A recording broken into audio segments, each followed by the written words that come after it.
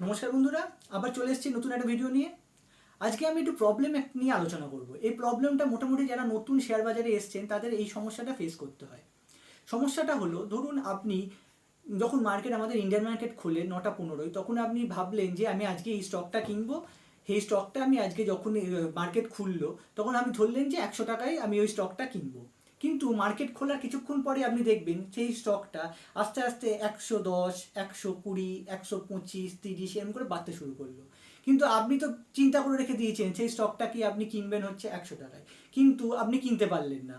কি তার পরক্ষণে আপনি চিন্তা করলেন না আমি আজকে স্টকটা কিনবই। আমি যখন আপনি সেই স্টকটাকে আপনার দামের থেকে বেশি দামে আপনি কিনে নিলেন, ধরুন আপনি 115, 20, 30 এরকম দামে কিনে নিলেন। কিন্তু কেনার কিছুক্ষণ পরে আপনি দেখবেন সেই স্টকটা আস্তে আস্তে নিচে নামতে শুরু করছে, মানে আপনার কেনার থেকে নিচে নামার দিকে আস্তে আস্তে নামতে নামতে দেখবেন সেটা 100-রও নিচে নেমে এসছে।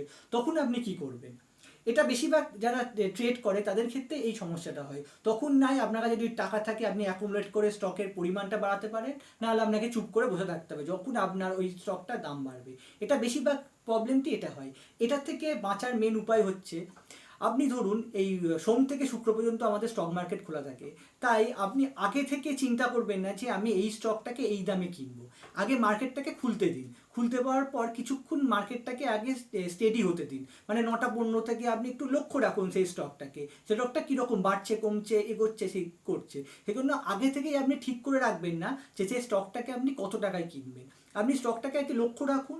আপনার ধরুন আপনি একটু ওপরেই কিনুন, আপনার দামের থেকে ওপরেই কিনবেন, কিন্তু আপনি একটু স্টকটাকে লক্ষ্য রাখবেন যে স্টকটা কীরকম যাচ্ছে, এটা ওপরে উঠছে, নিচে নামছে, ক্যান্ডেলটা কীরকম টাইপের তৈরি হচ্ছে।